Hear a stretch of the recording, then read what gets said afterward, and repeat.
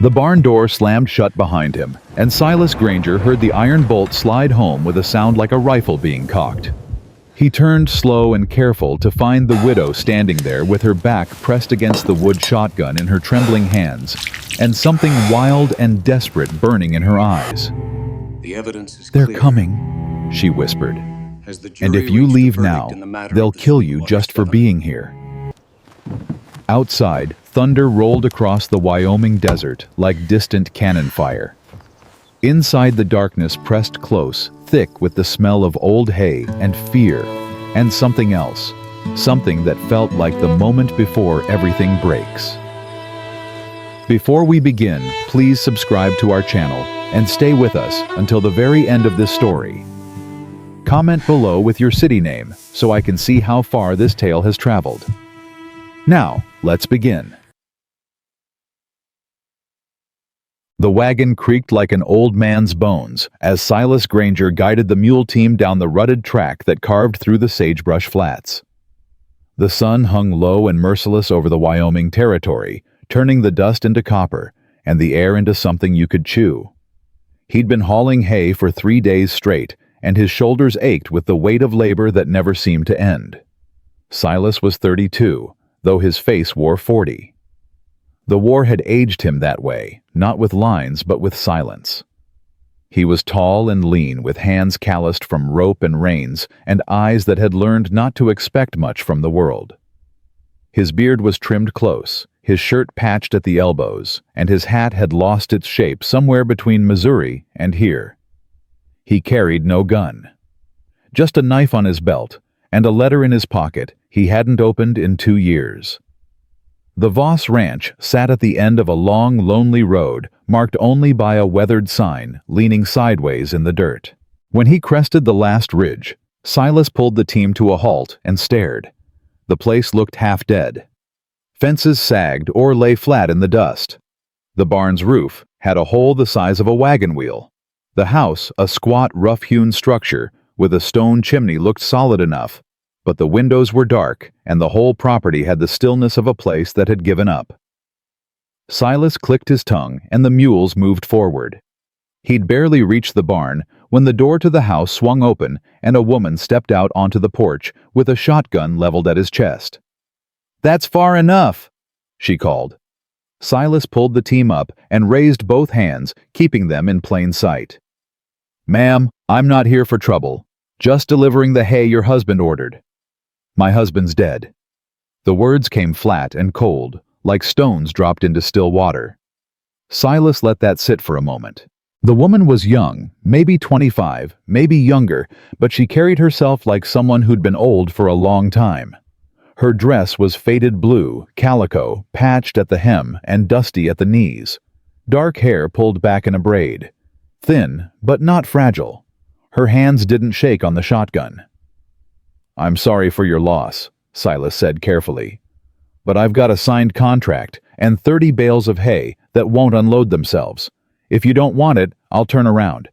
But I'll need payment for the haul." Her jaw tightened. "I didn't order any hay.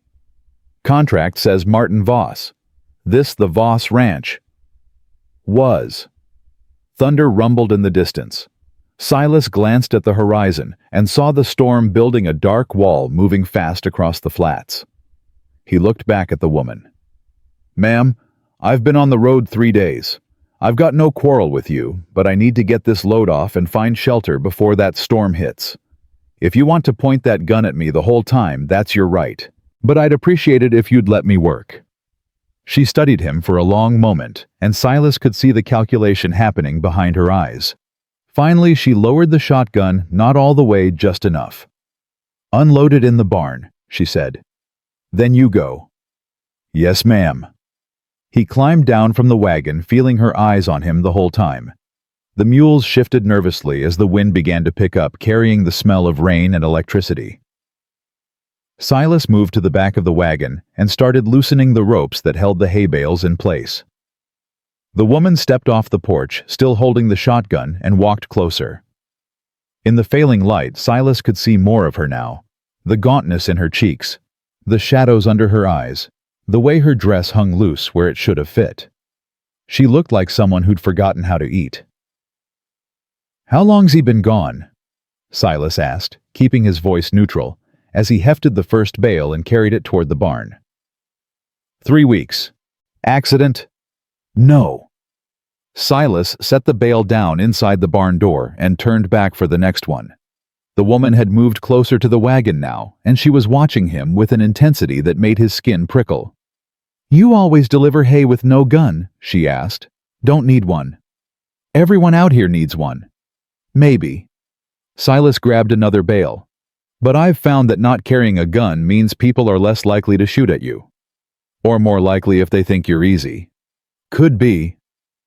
He carried the bale past her close enough now to see that her hands were chapped and raw, the nails broken short.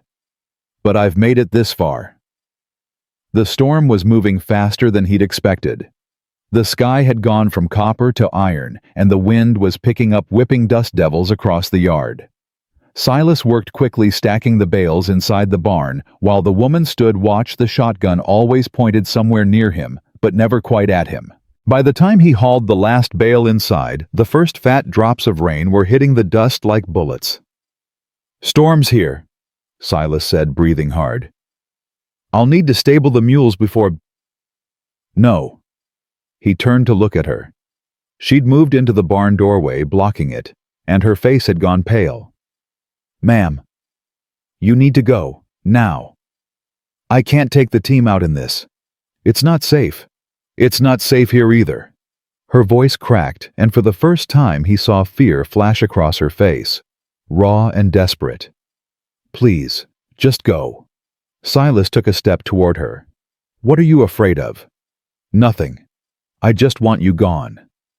"That's a lie." Her hands tightened on the shotgun. "You don't know anything about me. I know you're scared. I know you're out here alone with a dead husband and broken fences and a barn that's falling apart. I know you haven't eaten properly in weeks." He kept his voice low, gentle.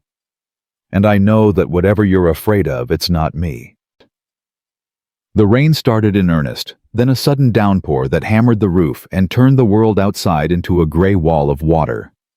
The woman flinched at the sound, and her eyes darted toward the road. "They're coming," she whispered. "Who?" "The men who killed Martin." Silas felt something cold settle in his gut. "When?" "I don't know. Soon. They said they'd come back after the rain." She looked at him, then really looked at him, and he saw something break behind her eyes. "They said if I couldn't pay the debt, they'd take me instead." The wind howled, rattling the barn door. Thunder cracked directly overhead. "How much does he owe?" Silas asked. $500. "That's a lot of money." "He borrowed it to buy cattle. The cattle died. The money's gone." Her voice was hollow now, emptied out. "And now Martin's dead and they want what's owed." Silas looked at the barn door, then at the storm, then back at the woman who was trying so hard not to fall apart. "What's your name?" he asked. She blinked, surprised. "Clara? Clara Voss." "Clara, I'm Silas Granger, and I'm not leaving you here alone." "You don't understand." "I understand perfectly." He moved past her to the barn door and looked out at the deluge. "How many men?" "What? How many are coming?" "3, maybe 4. "Armed?" "Yes." Silas nodded slowly. Then he reached up and grabbed the barn door, pulling it closed with a heavy thud. "What are you doing?" Clara's voice pitched higher. "Buying us some time." He slid the iron bolt home, locking them inside. "If they come in this storm, they won't be able to see the wagon through the rain. Maybe they'll think you're not here. They'll check the barn. Then we'll deal with that when it happens." The barn fell into sudden darkness, lit only by the cracks of lightning that flickered through the gaps in the walls. Clara's breathing was fast and shallow, and Silas could hear the panic rising in her chest. "Hey," he said quietly. "Look at me." She turned, and in the flash of lightning, he saw tears tracking down her face. "We're going to be all right," Silas said. "You hear me?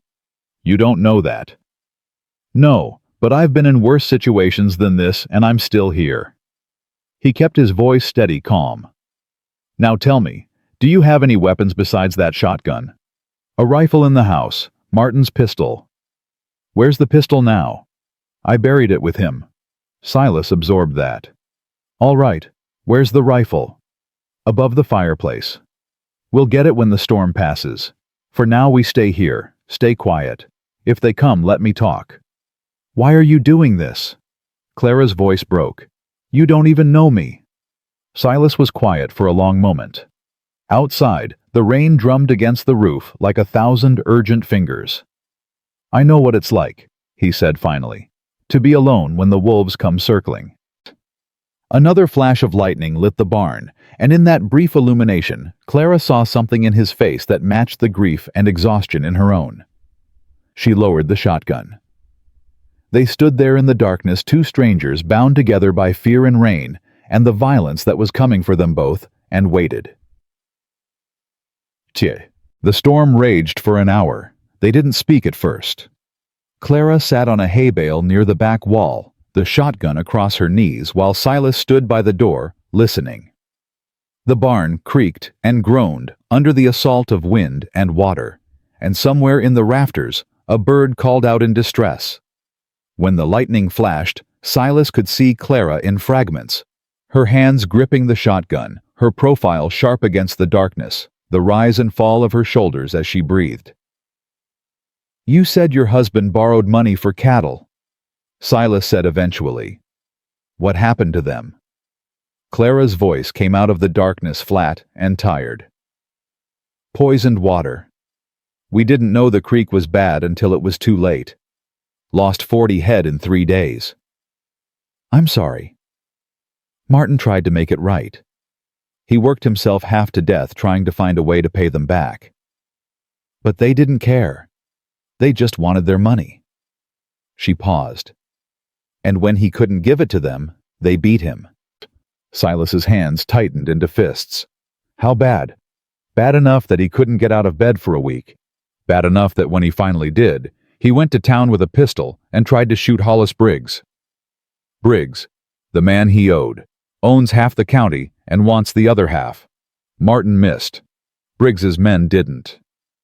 The rain began to ease, the downpour fading to a steady drum. Silas could hear the water dripping from the eaves, the soft shuffle of the mules in their stalls. "They came here after," Clara continued. "Told me the debt was still owed. Told me I had 2 weeks to pay, or they'd take the ranch. Or me."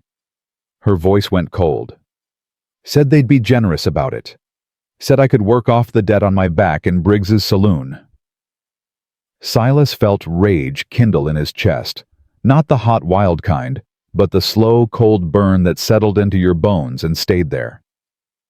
"That's not a debt," he said quietly. "That's slavery. Law doesn't see it that way. Briggs owns the sheriff, owns the judge, owns everything that matters." Clara laughed a bitter, broken sound. "Out here, money is the only law that counts." Silas turned away from the door and moved deeper into the barn. He could see Clara better now, as his eyes adjusted the way she held herself rigid, like she was afraid that if she relaxed even a little, she'd shatter completely. "You got family?" he asked. "Anyone who could help?" "Martin was my family. My parents died when I was 16. I came west on the wagon train in '74, married him a year later." She looked down at her hands. "I thought we'd build something good out here. Thought we'd have children. Thought—" Her voice broke. "Doesn't matter what I thought." Silas sat down on a hay bale across from her. "It matters." "Does it?" She looked up at him, and her eyes were hard. "I'm a widow with no money, no protection, and men coming to collect a debt I can't pay. What I thought was going to happen doesn't change what is happening. Maybe not. Maybe, but it changes what happens next." "What's that supposed to mean?" Silas leaned forward, his elbows on his knees. "Means you get to decide. You can run, or you can fight, or you can find another way. But you're not helpless just because you're alone." Clara stared at him. "You don't know me. You don't know what I've been through." "You're right, I don't." Silas pulled off his hat and ran a hand through his hair. But I know what it's like to feel like the world's already decided your story for you. I know what it's like to think you don't have any choices left. And what did you do? I kept walking. Clara laughed again, but this time it was softer, almost genuine. That's your advice. Keep walking. It's all I've got. They fell silent. Outside, the storm was fading, the thunder moving off toward the mountains. The barn grew lighter as the clouds began to break, and thin shafts of late afternoon sun slanted through the cracks in the walls. Clara set the shotgun aside and rubbed her face with both hands. I don't even know why I'm telling you this. You'll be gone as soon as the road dries. Maybe. You should go, before they come, and leave you here alone. Better you than both of us. Silas shook his head. I've run from enough fights in my life. I'm not running from this one. Clara looked at him, really looked at him, and for the first time since he'd arrived, something shifted in her expression. The hardness softened just a fraction. Why? She asked quietly. Silas thought about the letter in his pocket. The woman who'd written it, who thought he was dead, who'd probably moved on and built a life without him. He thought about the years he'd spent drifting, hauling hay and breaking horses, and doing anything that kept him moving forward because stopping meant remembering, and remembering meant breaking. Because, he said finally, sometimes you meet someone who needs help and you realize you need to give it just as much as they need to receive it.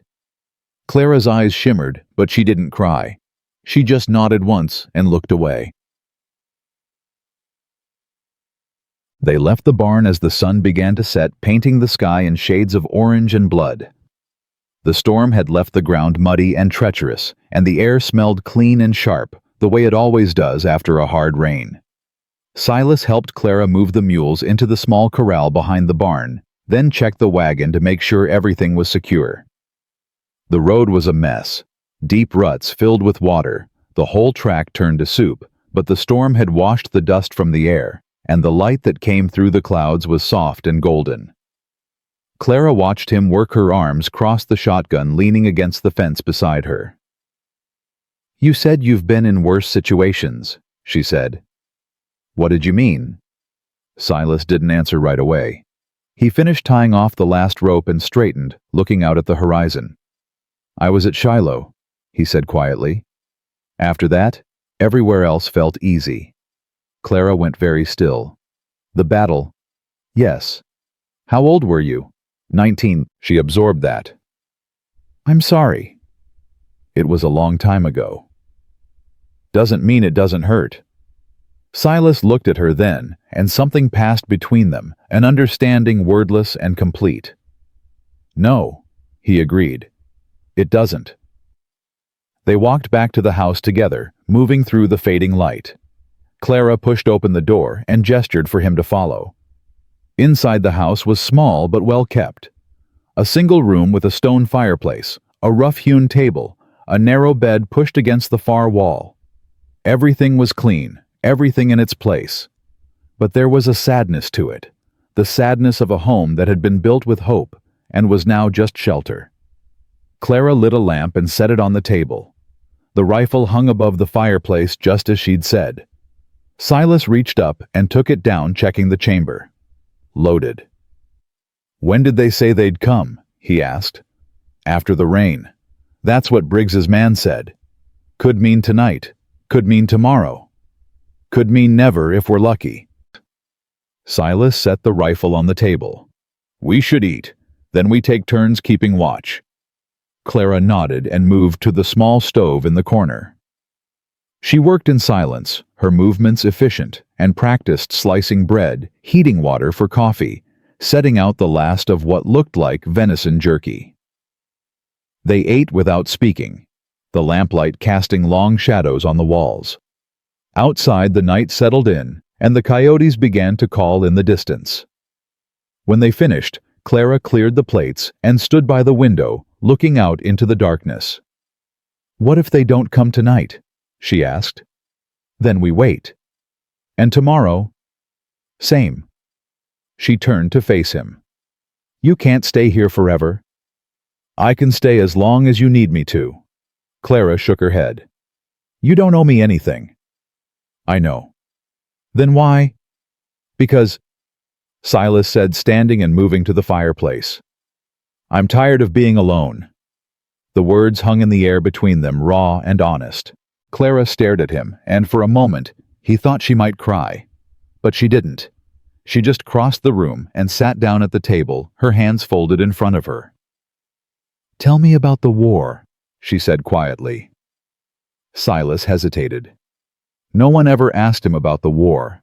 People saw the scars, saw the way he carried himself, and they knew. But they never asked. What do you want to know? He said. What you saw, what you did, why you're still afraid. Silas sat down across from her. The lamplight flickered, and the shadows danced, and outside the coyotes called and called. We were in Tennessee, he began. April of '62.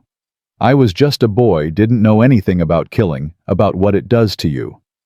We camped by a river the night before the battle, and I remember thinking the water sounded peaceful. Like nothing bad could happen in a place that beautiful. He paused, his hands flat on the table. The next morning the Confederates hit us at dawn. I'd never heard anything like it. The sound of thousands of men screaming, the artillery tearing the trees apart. The smell of powder and blood and fear. We fought for 2 days, lost 10,000 men. Clara didn't interrupt. She just listened, her eyes steady on his. I killed my first man that morning, Silas continued. 17 years old, maybe younger. He came at me with a bayonet and I shot him in the chest. I watched him fall, watched him try to breathe, watched him die. And all I could think was, he was just a boy, just like me. His voice went quiet. I carried that with me for years. Still do. Every face I see, I wonder if it's his. If he's come back to haunt me for what I did. You were fighting for your life, Clara said softly. I know, but knowing doesn't make it easier. They sat in silence, and for the first time in longer than Silas could remember, he felt something loosen in his chest. The weight he'd been carrying, the guilt, the grief, the loneliness didn't disappear. But it shifted just enough that he could breathe a little easier. Thank you, Clara said eventually. For what? For telling me. For trusting me with it. Silas looked at her across the lamplight and saw the same exhaustion, the same pain, the same stubborn refusal to break that he carried in himself. Your turn, he said. Clara blinked. My turn? You asked me about my demons. Now I'm asking about yours. She looked away, her jaw tightening. For a moment, he thought she wouldn't answer. But then she took a slow breath and began. Martin wasn't a bad man, she said. But he wasn't a good husband. He drank. Not every day, but enough. And when he drank, he got mean. Silas felt his hands curl into fists under the table. He never hit me. Clara continued quickly, as if she needed to defend him even now. But he said things. Terrible things. Told me I was worthless, that I should be grateful he married me at all. Told me I'd never be good enough. Clara, I believed him. Her voice cracked. For 3 years I believed every word, and when he got himself killed, my first thought wasn't sadness. It was relief.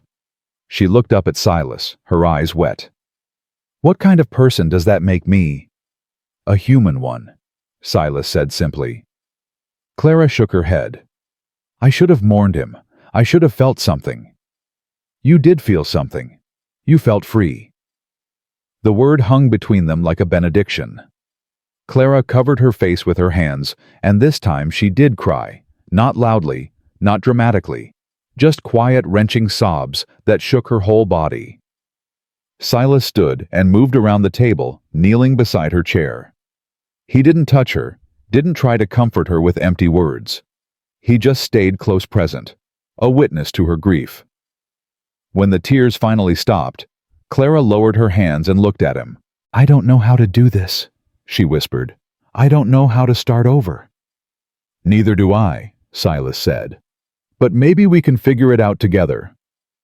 Outside, the night deepened, and the stars came out one by one, cold and brilliant in the clear sky. Inside the small house on the dying ranch, two broken people sat together in the lamplight, and for the first time in a long time, neither of them felt quite so alone. And somewhere in the darkness, the wolves were circling closer. The sound woke them both. Silas had taken the first watch sitting in the chair by the window with the rifle across his lap, but exhaustion had pulled him under sometime after midnight. He jolted awake to find gray dawn light filtering through the window, and Clara already on her feet, the shotgun in her hands, her face white as milk. "Horses," she whispered. Silas was up and moving before his mind fully caught up, crossing to the window in 3 long strides. Through the dusty glass, he could see them 3 riders coming up the road at an easy pace, their silhouettes dark against the pale sky. They weren't hurrying. Men who owned the world never did. "Is it them?" Silas asked, his voice low. Clara nodded, her knuckles white on the shotgun. "The one in front. That's Briggs's foreman. Name's Cutler. The other 2 are his dogs." Silas assessed quickly. 3 men, all armed. The foreman carried a rifle across his saddle, and the other 2 had pistols on their hips. They'd spotted the hay wagon by now, no way to hide it, and they'd know someone was here. "Get back from the window," Silas said. "What are you going to do?" "Talk to them." Clara grabbed his arm. "You can't. They'll kill you." "Not if I give them what they want." "I don't have the money." "I know." Silas looked at her, his eyes steady. "But they don't know that I know. Let me handle this." The riders were closer now, maybe 50 yards from the house. Silas could see the foreman's face, hard and weathered, with a scar running from his left eye to his jaw. The kind of man who'd learned violence young and never forgotten the taste of it.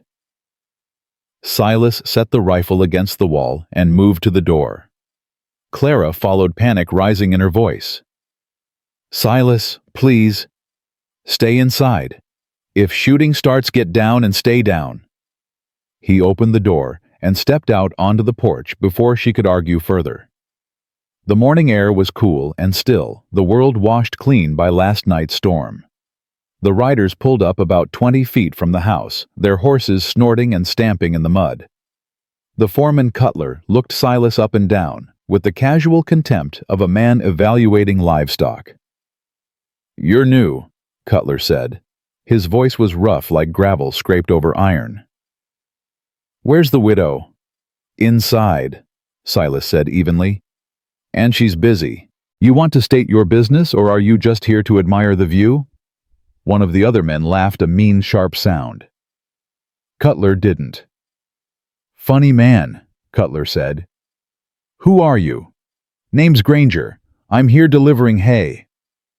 "That's so." Cutler shifted in his saddle, his hand moving closer to the rifle. "Seems like a strange time to be making deliveries. What with Martin Voss being dead and all." "Contract was signed before he died. I deliver what I'm paid to deliver." Cutler studied him for a long moment. Behind him, the 2 other men were fanning out, slightly positioning themselves for better angles. Silas noticed, but didn't react. He kept his hands visible, his posture relaxed, his face neutral. "Mrs. Voss owes a debt," Cutler said finally. $500. We're here to collect. She doesn't have it. Then we'll take what's owed another way." Silas felt the rage kindle again, but he kept it buried deep. "What does that mean?" Cutler smiled, showing teeth that were stained and crooked. "Means the boss is a generous man. Means he's willing to forgive the debt in exchange for services rendered." "You mean slavery?" The smile vanished. "I mean a business arrangement. The widow works off what she owes, everyone's happy. Except her. She should have thought about that before her husband borrowed money he couldn't pay back." Cutler's voice went cold. "Now you step aside, friend, and let us talk to the lady. This doesn't concern you." "It does now." The air tightened. The 2 other men moved their hands toward their pistols, and Cutler's fingers curled around his rifle. For a moment, the world hung suspended, balanced on the edge of violence. Then the door opened behind Silas, and Clara stepped out. She'd left the shotgun inside, and her hands were empty. She looked small and fragile in the morning light, but her voice was steady when she spoke. "Cutler," she said, "you've said your piece. Now leave." Cutler's eyes moved from Silas to Clara, and his smile returned uglier than before. "Can't do that, Clara. Boss sent us here for payment. One way or another, we're getting it." "I don't have the money. You know that." "Then you know what comes next." Clara lifted her chin. "I'm not going anywhere with you." "That's not your choice anymore." Silas moved then just a half step to the side, positioning himself between Clara and the riders. It was a small thing, but the meaning was clear. Cutler's eyes narrowed. "You're making a mistake, hey man. Wouldn't be my first. Could be your last." "Could be." Silas kept his voice level. "But before we get to that, let me ask you something. How much does Briggs pay you $50 a month?" "60. Cutler frowned. "What's that got to do with anything?" "Just wondering what a man's willing to kill for. Because that's what this is, isn't it? You're here to take this woman by force, and if anyone tries to stop you, you'll put bullets in them. All for what, 2 months' wages? We're collecting a debt. You're committing kidnapping. And if you think the law's going to protect you just because Briggs owns the sheriff, you're stupider than you look." One of the other men spurred his horse forward, his hand on his pistol. "You calling us stupid? I'm saying you're not thinking this through." Silas didn't move, didn't flinch. "This woman is a widow. She's got no money, no protection. You take her, and every newspaper from here to Cheyenne will hear about it. People might tolerate Briggs when he's collecting legitimate debts, but they won't tolerate him turning a widow into a slave. You think the territorial government's going to ignore that?" Cutler's jaw tightened. "Big talk from a man with no gun." "Don't need a gun to tell the truth." The tension stretched taut, and for a heartbeat Silas thought it would snap, that Cutler would draw, that the shooting would start, that this would end in blood and gun smoke. But then Cutler laughed. It was a cold, mirthless sound, but it broke the moment. He leaned back in his saddle and shook his head. "You got stones, hey man, I'll give you that." He looked at Clara. "You got 2 days, Clara. 2 days to come up with the money or to come into town yourself. After that, we stop asking nice." "And if she doesn't?" Silas asked. Cutler's smile faded. "Then we'll burn this place to the ground and take her anyway. Your choice." He wheeled his horse around, and the other two followed. They rode back down the road at the same easy pace, 3 men who'd delivered a message and knew it would be received. Silas and Clara stood on the porch and watched until they disappeared over the ridge.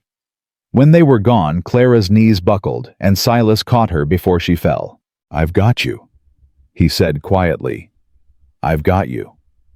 She didn't cry. She just leaned against him shaking, while the sun climbed higher, and the crows called from the fence posts. When she could stand again, they went back inside. Clara collapsed into the chair by the table, her face buried in her hands. Silas poured water from the pitcher, filled 2 cups, and set one in front of her. "Drink," he said. She did, her hands trembling so badly that water slopped over the rim. Silas sat down across from her and waited. 2 days, Clara said finally. Her voice was hollow. "How am I supposed to come up with $500 in 2 days?" "You're not." She looked up at him, her eyes red-rimmed. "Then what am I supposed to do?" "We leave." Clara stared at him. "Leave?" "Tonight. We pack what you can carry, hitch the wagon, and we go. Head west, find somewhere they can't touch you. They'll follow. Maybe, but they'll have to catch us first." Clara shook her head. "This is my home. Martin and I built this place. Martin's dead, and if you stay here, they'll take you or kill you. Is this house worth dying for?" She flinched as if he'd slapped her. "You don't understand." "I understand perfectly." Silas leaned forward, his voice urgent. "You're not seeing clearly because you're scared and you're exhausted and you think you owe something to a dead man who treated you like dirt. But you don't owe him anything. You don't owe this place anything. The only thing you owe is to yourself to survive. And go where? Clara's voice rose. Do what? I have no money, no family, no way to... You have me. The words hung between them, simple and absolute. Clara's mouth opened, then closed.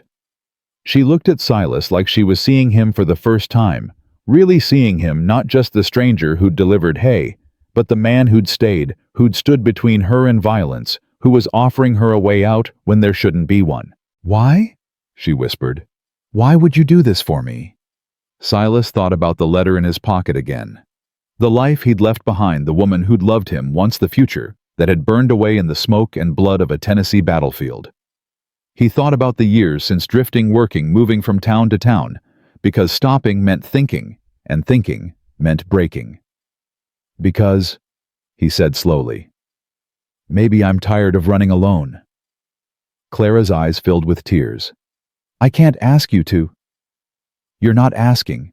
I'm offering. She wiped her face with the back of her hand, smearing dust and tears together. What if they catch us? Then we deal with it. What if they kill you? Then you keep going without me. Silas. Clara. He reached across the table and took her hand. Her fingers were cold and rough, and they curled around his like she was drowning. I know what it's like to think you're alone. I know what it's like to believe the story's already written, and there's nothing you can do to change it, but you're wrong. The story's not over. It's just starting. She held his gaze for a long moment, and Silas could see the war happening inside her, fear fighting hope, exhaustion, fighting will, the urge to surrender, fighting the stubborn refusal to give up. Finally, she nodded. Okay, she whispered. Okay. They spent the day preparing. Silas checked the wagon, repairing a cracked wheel spoke and greasing the axles. Clara packed what little she had: clothes, blankets, a few cooking pots, the rifle and shotgun, what ammunition they could find. She moved through the house like a ghost, touching things for the last time. The table Martin had built, the quilt her mother had made, the small leather Bible. That was the only thing she had left of her father. By afternoon, the wagon was ready. Silas loaded the supplies while Clara stood in the doorway of the house, looking back at the life she was leaving behind.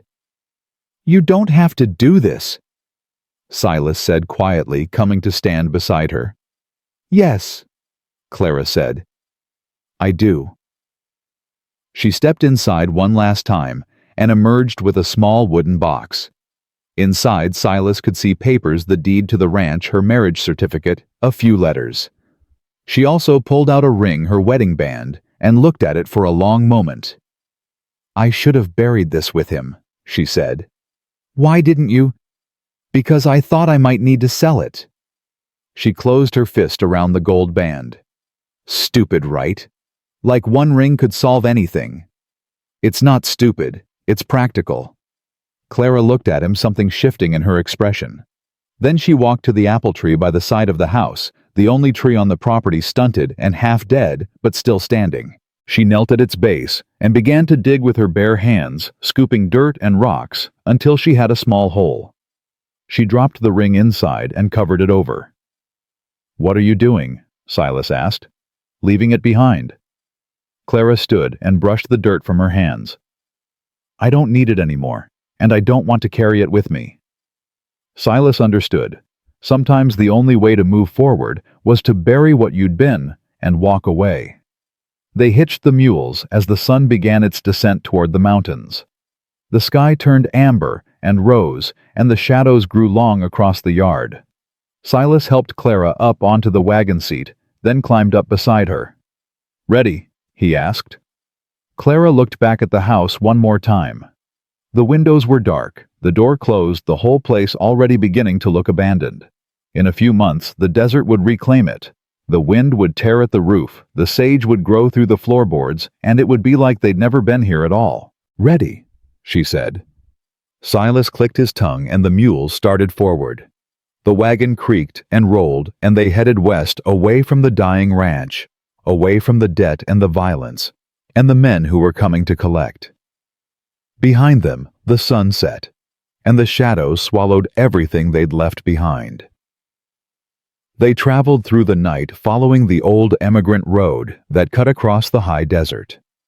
The moon was nearly full, bright enough to see by, and the air was cool and clean. Silas kept the mules moving at a steady pace, fast enough to cover ground, slow enough not to exhaust them. Clara sat beside him, wrapped in a blanket, silent and watchful. She didn't look back. Around midnight, they stopped to rest the animals and stretch their legs. Silas built a small fire, just enough for coffee, while Clara checked the supplies. "How far do you think we've come?" she asked, pouring coffee into 2 tin cups. "Maybe 20 miles. Is that enough?" "For tonight." Silas accepted the cup and warmed his hands on it. "We'll push hard tomorrow. Get as far as we can before they realize you're gone. They'll go to the ranch first thing in the morning." "I know. That gives us maybe 8 hours head start. Maybe more if they waste time looking around." Clara sipped her coffee, her eyes distant. "Where are we going?" "West. Maybe Idaho territory. I've heard there's good land up near the Salmon River, homesteading land." "You think they'll follow us that far?" "I don't know. Depends how much Briggs wants you." Silas paused. "Depends how much pride he's got wrapped up in collecting.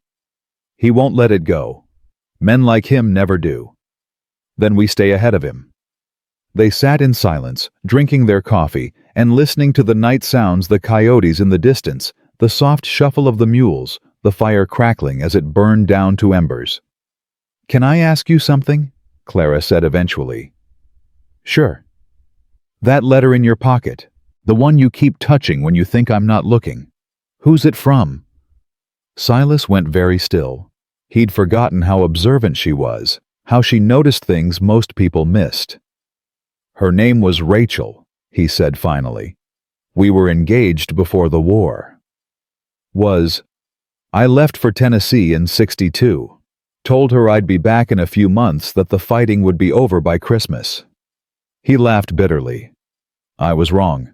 I was gone 3 years. When I finally came home, she'd already heard I was dead. They told her I died at Shiloh." Clara set down her cup. "But you didn't." "No. But by the time I got back, she'd moved on. Married a man from her church. Had a baby on the way."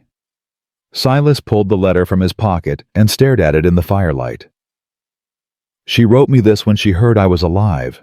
Said she was sorry. Said she'd waited as long as she could. Said she hoped I'd forgive her." "Have you—" "I don't know. I never opened it." Clara reached out and gently took the letter from his hands. She turned it over, studying the worn envelope, the careful handwriting, the wax seal that had cracked with age. "Why not?" she asked softly. "Because as long as I don't open it, I can pretend there's still something waiting for me. Some life I could go back to if I wanted." He took the letter back and held it for a moment, then handed it back to her. "But that's a lie, isn't it? The life I wanted died a long time ago. I just haven't had the courage to bury it." Clara looked at him, and in her eyes he saw understanding, the kind that only comes from living through the same kind of loss. "Open it," she said. "Clara, open it or burn it. But stop carrying it around like a ghost." Silas stared at the letter. His hands were shaking. Clara stood and walked to the fire. She held out her hand. "Your choice," she said. "But make one." Silas looked at the letter at the fire, at Clara standing there with her hand extended. He thought about Rachel, about the girl she'd been, and the woman she'd become without him. He thought about the years he'd spent clinging to the hope of a future that would never come. Then he stood, walked to the fire, and dropped the letter into the flames. It caught immediately, the paper curling and blackening, Rachel's words disappearing into smoke and ash. Silas watched it burn, and with it, something inside him broke loose, something he'd been carrying so long he'd forgotten it was even there. When the letter was gone, he turned and found Clara watching him with tears on her face. "Thank you," he said quietly. She nodded and came to stand beside him. They watched the fire together as it burned down to nothing, and when it was finally out, they climbed back onto the wagon and kept moving west. By dawn, they'd covered another 15 miles. The landscape had changed, less sage, more grass, the first hints of pine trees on the distant ridges. They were climbing into higher country now, and the air had a sharp, clean bite to it. Silas found a grove of cottonwoods near a creek and pulled the wagon into the shade. The mules drank gratefully, and Clara climbed down to refill their water barrels. "We should rest here for a few hours," Silas said. "Let the animals recover." Clara nodded, too tired to argue. She spread a blanket under one of the trees and lay down, her eyes closing almost immediately. Silas kept watch, the rifle across his knees, scanning the road behind them for any sign of pursuit. The morning sun climbed higher, painting everything in gold, and the world was so quiet he could hear the rustle of the cottonwood leaves and the burble of the creek. He thought about what Clara had said about making a choice. He'd spent so long drifting, so long avoiding decisions, that he'd forgotten what it felt like to choose something, to commit to something. But he was committed now. To Clara, to this journey, to the fragile hope that maybe they could build something new out of the ashes of what they'd lost. A sound jolted him, alert hoofbeats, distant, but approaching fast. Silas was on his feet instantly, the rifle coming up. "Clara," he said sharply. She woke, her hand going to the shotgun before her eyes were fully open. "What?" "Riders. Coming fast." They'd found them. Clara scrambled to her feet, her face pale. Silas moved to the edge of the grove and peered down the road. He could see them now, 4 riders this time, not 3. Cutler in the lead, pushing his horse hard. "How far?" Clara asked, her voice tight. "Half a mile, maybe less." "We can't outrun them, not with the wagon." Silas knew she was right. The mules were exhausted, and the wagon was heavy. In a straight chase, the riders would catch them in minutes. "Then we don't run," he said. "What?" Silas turned to her, his mind racing. "You stay here with the wagon, hide in the trees. I'll go down the road and slow them down." "You'll get yourself killed." "Maybe.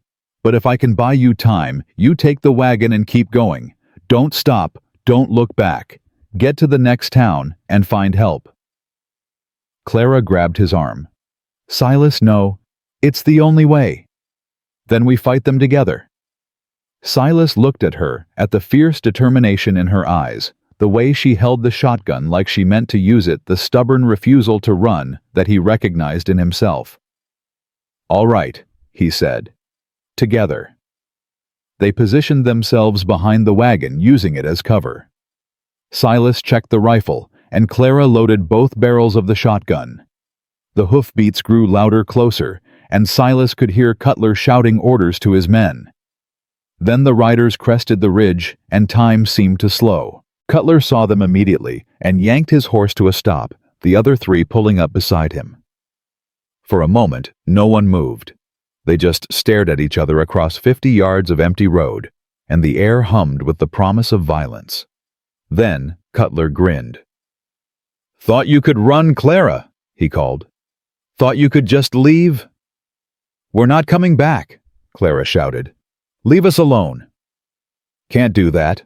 Boss wants what he's owed." "We don't owe you anything." Cutler's grin widened. "See, that's where you're wrong. Your husband signed a contract. Contract's still good even if he's dead. That means the debt passes to you." He gestured to his men. "So you can come peacefully, or we can drag you back. Either way, you're coming." "Over my dead body," Silas said. "That can be arranged." Cutler drew his pistol. The shot cracked like thunder, and the bullet punched into the wagon 6 inches from Silas's head. Clara screamed, and Silas returned fire, the rifle bucking against his shoulder.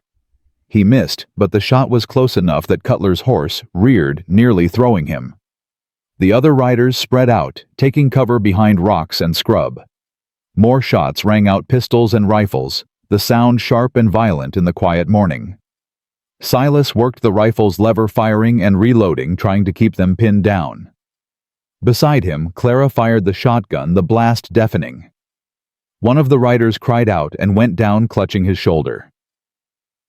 "Got him!" Clara shouted, her voice wild with adrenaline. But there were still 3 more, and they were moving now, flanking, trying to get around the wagon. Silas saw the danger and shifted position, but he wasn't fast enough. A bullet caught him in the side just above his hip, and he went down hard. Silas! Clara's scream cut through the gunfire. He couldn't breathe. The pain was white-hot, radiating through his whole body. He tried to get up, but his legs wouldn't work. Clara dropped beside him, her hands pressing against the wound. Blood seeped between her fingers, hot and dark.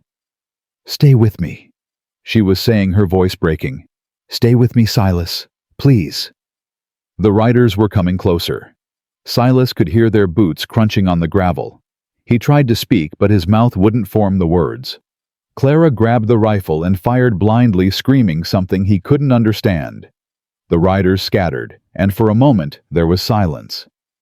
Then Cutler's voice, calm and cold. "Give it up, Clara. He's bleeding out. You want him to die for nothing."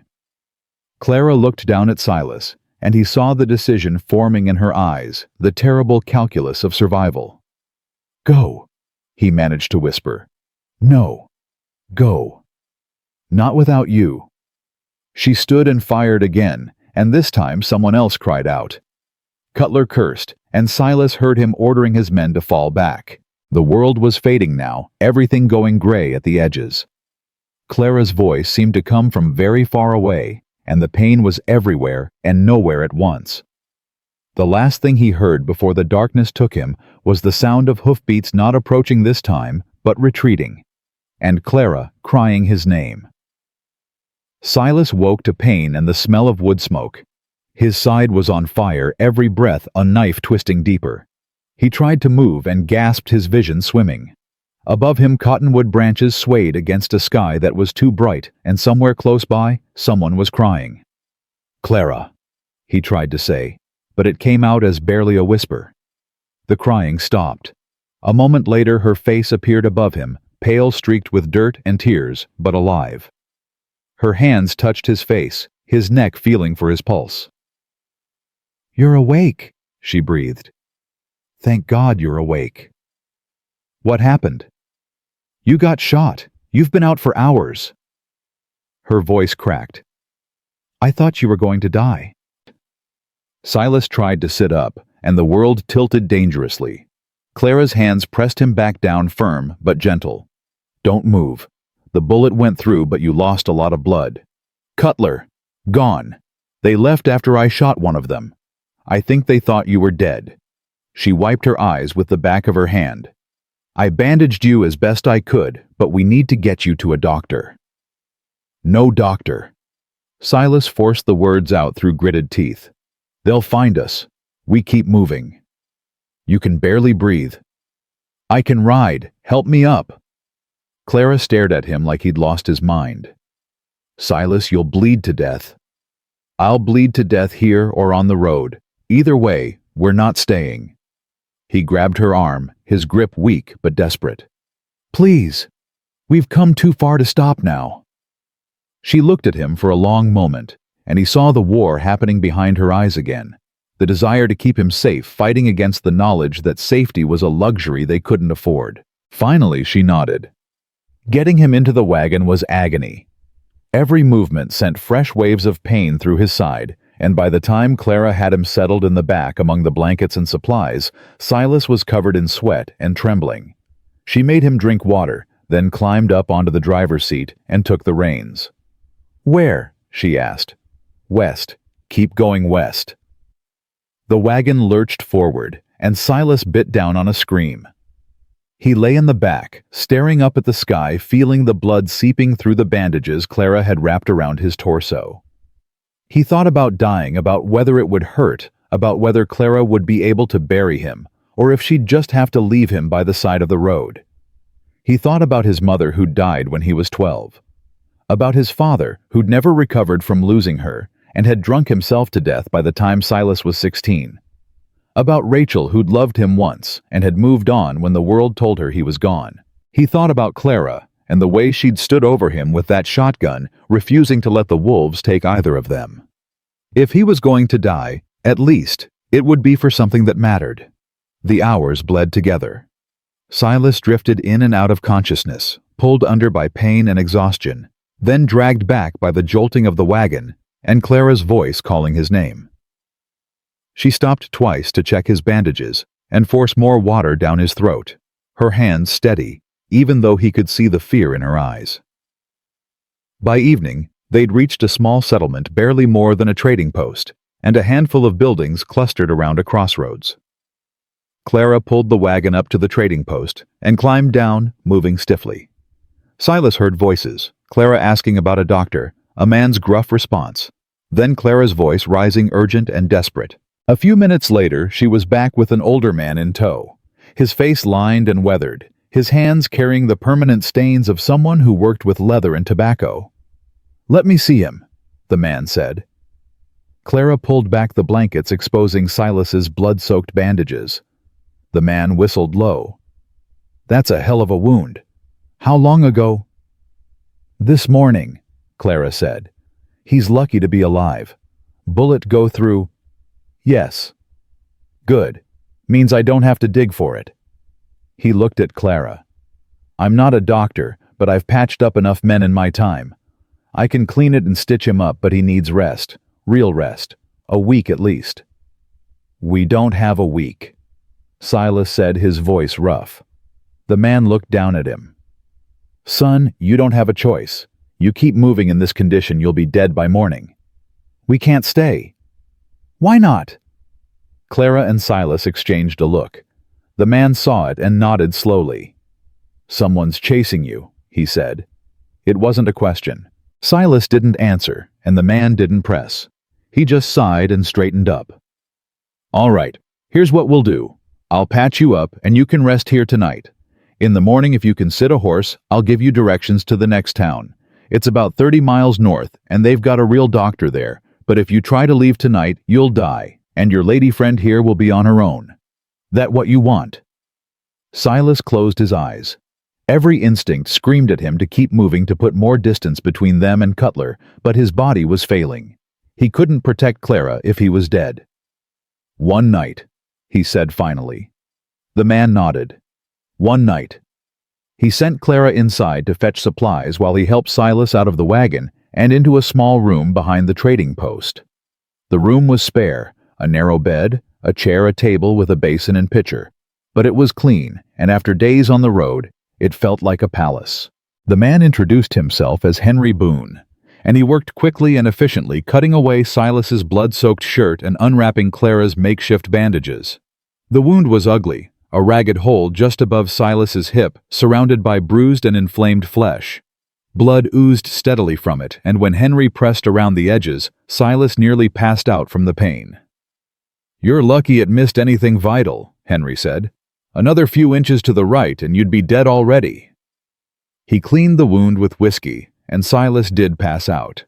Then the pain dragging him down into darkness. When he came to, Henry was stitching the wound closed with careful, precise movements, and Clara was holding Silas's hand so tightly he thought his bones might break. "Almost done," Henry murmured. When the last stitch was tied off, Henry wrapped fresh bandages around Silas's torso and stepped back. "Best I can do," he said.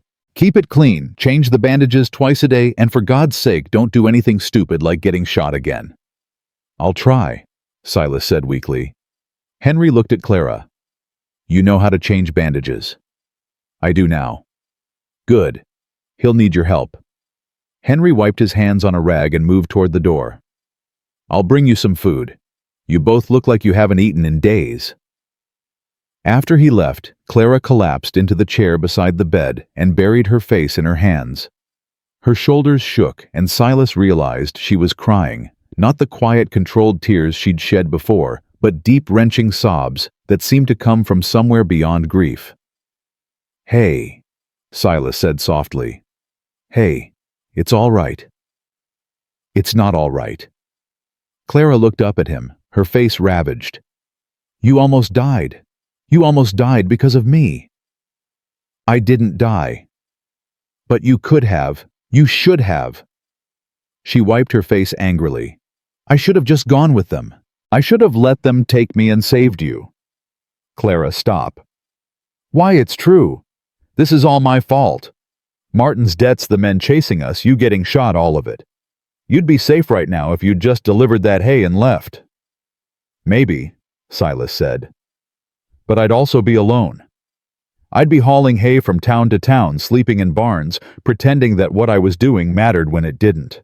I'd be alive, but I wouldn't be living. Clara shook her head. You're not making sense. You're delirious. I'm not delirious. I'm telling you the truth. Silas tried to sit up and failed, gasping. You think you're a burden. You think saving your life was a mistake? It wasn't. It was the first thing I've done in 10 years that actually meant something. Silas. I was dead long before Cutler shot me, Clara. I was dead the day I came home from the war and found out the world had moved on without me. I've been a ghost for a decade, just going through the motions, waiting for something to change. And then I met you, and for the first time since Shiloh, I felt like I had a reason to be alive. The words hung in the air between them, raw and honest and impossible to take back. Clara stared at him, tears still streaming down her face. You don't mean that. I do. You barely know me. I know enough. She stood abruptly and walked to the small window, her arms wrapped around herself. For a long time she didn't speak, and Silas thought maybe he'd said too much, that he'd scared her away with the weight of what he was feeling. But then she turned back to face him, and her expression had shifted. The fear was still there, but so was something else, something fragile and tentative and almost like hope. I don't know how to do this, she said quietly. I don't know how to trust someone. I don't know how to believe that things could be different. Neither do I, but maybe we can figure it out together. Clara crossed the room and sat on the edge of the bed. She took his hand again, and this time her grip was steady. I'm scared, she whispered. Me too. What if they find us? Then we'll deal with it. What if you die? Then you keep going without me. She laughed, a broken, bitter sound. You keep saying that like it's easy. It's not easy, but you're stronger than you think you are. Clara looked down at their joined hands. Martin used to tell me I was weak, that I couldn't survive without him. Martin was wrong. Was he? Look at me. I'm a widow running from my husband's debts with a man I barely know. I've got no money, no home, no future. You've got me. The simplicity of it stopped her cold. She looked at him, and Silas saw the moment something shifted inside her, the moment she stopped running from what they were building and started leaning into it instead. Yeah, she said softly. I do. Henry brought them food an hour later, salt pork beans, hard bread, and coffee so strong it could strip paint. Clara ate like she was starving, which she probably was, and made sure Silas drank water and ate enough to keep his strength up. After Henry left, they sat together in the lamplight, neither of them speaking. The silence wasn't uncomfortable. It was the kind of quiet that comes from being with someone who understands you, who doesn't need words to know what you're thinking. Finally, Clara stood and moved to the narrow bed. She lay down beside Silas, careful not to jostle his wound, and rested her head on his shoulder. Don't die, she whispered. I won't. Promise me. I promise. She closed her eyes, and within minutes, her breathing deepened into sleep. Silas stayed awake, staring at the ceiling, feeling the weight of her against him, and the ache in his side, and the strange, unfamiliar sensation of peace. For the first time in longer than he could remember, he wasn't alone. Silas woke to voices outside, low and urgent, the kind of conversation that happens when people don't want to be overheard. He tensed his hand, moving instinctively toward the rifle, which Clara had propped against the wall beside the bed. Beside him, Clara stirred and sat up, instantly alert. What is it? Someone's here. They listened. Through the thin walls, Silas could hear Henry's voice, and another voice, younger, more agitated. Then footsteps approaching the door. Henry knocked once, then entered without waiting for an answer. His face was grim. You've got trouble, he said. Silas's stomach dropped. Cutler. Don't know his name, but there's men in town asking about a widow and a hay wagon. They're offering money for information. Clara went pale. How many? 4 that I saw. Could be more. Henry looked between them. I told them I hadn't seen anyone, but they're checking the other buildings. You've got maybe 10 minutes before they get here. Silas tried to sit up, and pain exploded through his side. He gasped, and Clara pushed him back down. You can't move, she said. We don't have a choice. Henry. Clara turned to the older man. Is there anywhere we can hide? Henry hesitated, then nodded. There's a root cellar out back. It's small, and it stinks, but it's underground. They'd have to know it's there to find it. Show me. Henry led Clara out the back door, while Silas lay in the bed, every muscle tensed, listening to the voices getting closer. He could hear horses now, and boots on the wooden porch of the trading post, and someone demanding to speak to Henry. Clara was back in less than a minute. She grabbed the blankets and supplies, stuffing them into a sack, then came to help Silas stand. I can't, he started. You can. Her voice was steel. We've come too far to give up now. Getting him out of bed and through the back door was torture. Every step sent fresh waves of agony through his side, and by the time they reached the root cellar, Silas was gray-faced and shaking. Clara practically carried him down the narrow stairs, then settled him on the dirt floor among sacks of potatoes and jars of preserves. Stay quiet, she whispered, no matter what you hear. She closed the door, and darkness swallowed them whole. Above they could hear footsteps moving through the building. Heavy boots on wooden floors, doors slamming open, voices raised in anger. Someone was tearing the place apart. Clara pressed close to Silas in the darkness, her hand over his mouth, her breath fast and shallow in his ear. He could feel her trembling, not from fear, but from rage, from the exhaustion of running from the sheer injustice of being hunted like an animal.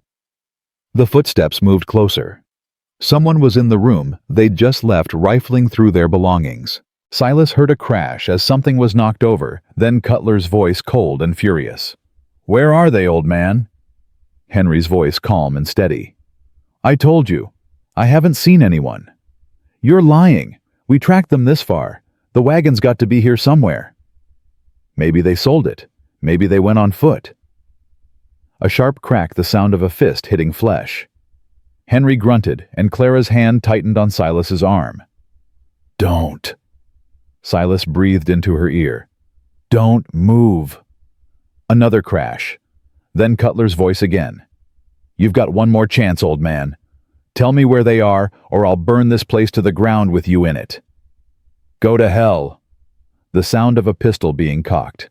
Silas felt Clara move, felt her hand reaching for the door, and he grabbed her wrist and held on with what little strength he had left. No, he whispered. He's buying us time. Don't waste it. Above them, Henry's voice rang out loud and defiant. You want to shoot me, boy? Go ahead. Won't change the fact that they're long gone and you're too stupid to catch them. A pause. Then footsteps retreating. Search the rest of the town, Cutler ordered, and burn anything that could give them shelter. I want them flushed out. The footsteps faded. They heard horses leaving, then silence. For a long time, neither Silas nor Clara moved. They just sat there in the darkness, breathing, waiting for the sound of footsteps returning. Finally, after what felt like hours, the door above them opened, and Henry's voice called down. They're gone, for now. Clara helped Silas up the stairs, and when they emerged into the lamplight, they found Henry sitting at the table with a bloody rag pressed to his mouth. His lip was split, and there was already bruising forming along his jaw. You all right? Clara asked. I've had worse. Henry spat blood into a basin and looked at them. But you can't stay here. They'll be back, and next time they won't be so easy to fool. Where can we go? Silas asked. Henry thought for a moment, then stood and moved to a shelf, pulling down a battered map. He spread it on the table and pointed to a spot north of their current location.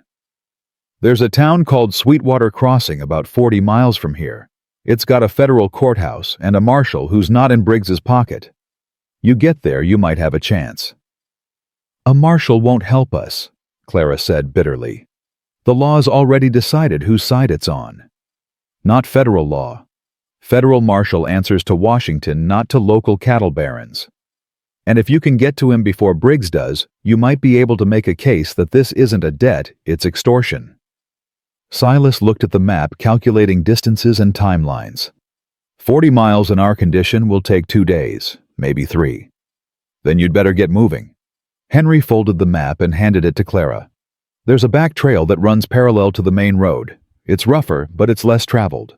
Take that, and you might stay ahead of them long enough." Clara took the map, then looked at Henry. "Why are you helping us?" Henry smiled, wincing as his split lip pulled. "Because 30 years ago I was running from men who wanted to hang me for something I didn't do. A stranger helped me when he didn't have to, and I swore I'd pass it on if I ever got the chance." He looked at Silas. "You take care of her son, and she'll take care of you. That's how it works." They left an hour before dawn, the wagon rolling quietly down the back trail, while the town still slept. Henry had given them supplies, food, water, fresh bandages, and a bottle of laudanum for Silas's pain. He'd also given them his rifle, refusing to take no for an answer. "You need it more than I do," he'd said. "And besides, I'm too old to shoot straight anymore." Now, as the first light of dawn touched the mountains, Silas lay in the back of the wagon and watched the sky turn from black to gray to rose. His side throbbed with every breath, but the laudanum had dulled the worst of it, and for the first time since being shot, he felt like maybe he'd survive this. Clara drove the wagon with steady hands, her eyes on the trail ahead. She'd barely spoken since they left Henry's, and Silas could see the exhaustion in the set of her shoulders, the way she held herself rigid against the fear and fatigue. "Clara," he said. She glanced back. "Yeah. Pull over for a minute. We need to keep moving. Just for a minute, please." She hesitated, then guided the wagon to the side of the trail and set the brake. She climbed into the back and sat beside him, her hand finding his. "What is it?" she asked. Silas looked at her, really looked at her, and saw not just the exhaustion and fear, but the strength underneath. The determination. The refusal to break no matter how hard the world pushed. "I just wanted to tell you," he said, "that you're the strongest person I've ever met." Clara's eyes filled with tears. "I don't feel strong." "You are. You've lost everything and you're still fighting. That's not weakness, that's courage." She wiped her eyes and laughed shakily. "You're delirious again." "Maybe, but I still mean it." Clara leaned down and kissed his forehead, a brief, gentle touch that felt like a promise. "Don't die on me, Silas Granger," she whispered. "We've got too far to go." "I won't." She climbed back onto the driver's seat and took up the reins. The wagon rolled forward, carrying them deeper into the mountains toward Sweetwater Crossing and whatever waited there. Behind them, the sun rose over the desert, painting the world in gold and fire. And somewhere in that vast expanse, Cutler and his men were coming. But for now, in this moment, Silas and Clara were together, and they were alive, and that was enough. They reached Sweetwater Crossing 3 days later, and by then Silas could barely hold his head up. The infection had set in on the second day, fever burning through him like wildfire, the wound hot and swollen, despite Clara's best efforts to keep it clean. She'd changed his bandages twice a day, poured whiskey into the wound, until he screamed forced water and laudanum down his throat when he was lucid enough to swallow. But it wasn't enough. The fever climbed higher, and Silas drifted in and out of consciousness, trapped in dreams that felt more real than waking. He dreamed of Shiloh, of bodies piled like cordwood, and the river running red. He dreamed of Rachel, standing in a white dress, with her hand outstretched, always just out of reach. He dreamed of his father drunk and raging, and his mother's grave, and the endless miles of empty road he'd traveled trying to outrun what he'd become. And through it all, he heard Clara's voice, steady, fierce, refusing to let him go. "Stay with me, Silas. We're almost there. Just hold on a little longer." When the fever finally broke on the morning of the third day, Silas opened his eyes to find himself lying in a real bed in a real room with whitewashed walls and curtains on the windows. For a moment, he thought he was dead, that this was heaven, or whatever came after. But then Clara appeared in the doorway, and he knew he was still alive. She looked terrible. Her hair hung loose and tangled. Her dress was stained with blood and dirt, and there were shadows under her eyes so dark they looked like bruises. But when she saw him awake, her whole face transformed. "Silas!" She crossed the room in 3 strides and grabbed his hand. "Thank God. I thought I'd lost you. Where are we?" His voice came out as a rasp. "Sweetwater Crossing. We made it." She poured water from a pitcher and held the cup to his lips. "Drink slowly." The water was cool and clean, and Silas drank until his throat stopped burning. When he finished, Clara set the cup aside and sat on the edge of the bed. "How long have I been out?" he asked. 2 days since we got here. 3 since the fever started." She touched his forehead, checking for heat. "The doctor said if it hadn't broken this morning, you probably wouldn't have made it."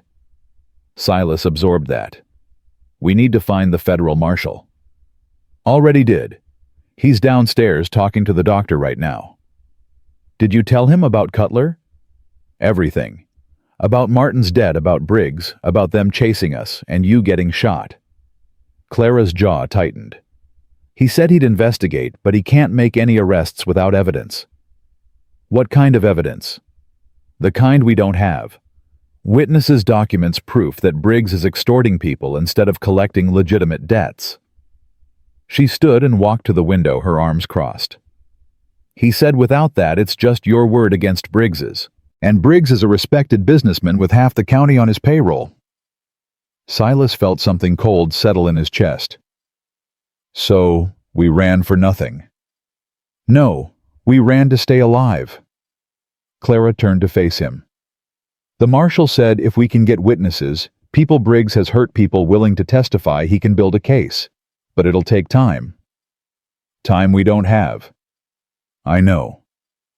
They fell silent, and Silas could feel the weight of impossibility pressing down on them. They'd risked everything to get here, and it still wasn't enough. A knock at the door broke the moment. Clara opened it to reveal a tall man in his 40s wearing a marshal's badge and the expression that said he'd seen too much of the world's ugliness to be surprised by anything anymore. "Mr. Granger," the man said, stepping inside. "I'm Marshal James Garrett. How are you feeling?" "Like I've been shot." Garrett's mouth twitched. "Fair enough. Mind if I ask you some questions?" "Ask away." Garrett pulled up a chair and sat, pulling a small notebook from his pocket. "Mrs. Voss has told me her side of the story. Now I'd like to hear yours. Start from the beginning, when you first arrived at the Voss ranch." Silas told him everything. The delivery, Clara with her shotgun, the storm, the men coming to collect the debt. He told him about the gunfight, about being shot, about Henry Boone helping them and getting beaten for it. He watched Garrett's face as he spoke, looking for any sign of belief or skepticism, but the marshal's expression never changed. When Silas finished, Garrett closed his notebook and leaned back in his chair. "That's quite a story," he said. "It's the truth." "I believe you. Problem is, truth doesn't mean much without proof." Garrett looked between Silas and Clara. "Hollis Briggs is a powerful man. He owns property in 3 counties, has business interests in mining, cattle, and banking. He's got lawyers, political connections, and enough money to make problems disappear. Taking him down isn't going to be easy." "But it's possible," Clara asked. "Maybe. If we can find people willing to testify against him. If we can prove he's been using violence and intimidation to collect debts. If we can show a pattern of criminal behavior." Garrett stood. "But I'll be honest with you, most people are too scared of Briggs to speak up. And the ones who aren't scared are usually on his payroll." "What about Henry Boone?" Silas said. "He helped us. He stood up to Cutler." "He did. But one witness isn't enough, especially when that witness has a criminal record." Clara's eyes widened. Henry has a record, horse theft 30 years ago. He served his time, but a defense lawyer would tear him apart on the stand. Garrett moved toward the door, then paused. Look, I'll do what I can. I'll ride out to the places Briggs operates, talk to people, see if anyone's willing to come forward. But you need to prepare yourselves for the possibility that this doesn't end the way you want it to. After he left, Clara sank into the chair and buried her face in her hands. We're never going to be free of this, she said, her voice muffled. Are we? Silas wanted to tell her she was wrong, that everything would be all right, that justice would prevail. But he'd seen too much of the world to believe in fairy tales. I don't know, he said honestly, but we're not giving up. What else can we do? The marshal needs evidence we don't have. Briggs has all the power. We're just... Her voice broke. We're just two people with nothing. We've got each other. Clara looked up at him and her eyes were wet. Is that enough? It has to be. She stood and came to sit beside him on the bed. She took his hand, and they sat there in silence, holding on to each other like drowning people clutching driftwood. Outside, the sun climbed higher, and somewhere in the distance, a church bell rang. Silas spent the next week recovering. The doctor, a gruff, efficient man named Warren, changed his bandages daily and dosed him with foul-tasting tonics that were supposed to prevent the infection from returning. Clara stayed with him the whole time, sleeping in the chair by his bed, making sure he ate and drank, and didn't try to do anything stupid, like getting up before he was ready. Marshal Garrett came by twice with updates. He'd ridden out to 3 neighboring towns and talked to dozens of people, but none of them would speak against Briggs. Some claimed they'd never heard of him. Others said he was a fair businessman who'd never done anything wrong. A few admitted they owed him money, but insisted the terms were reasonable and the debt was legitimate. He's got them terrified, Garrett said on his second visit. Or he's got them bought. Either way, no one's talking. What about Cutler? Clara asked. He's the one who shot Silas. Can't you arrest him for that?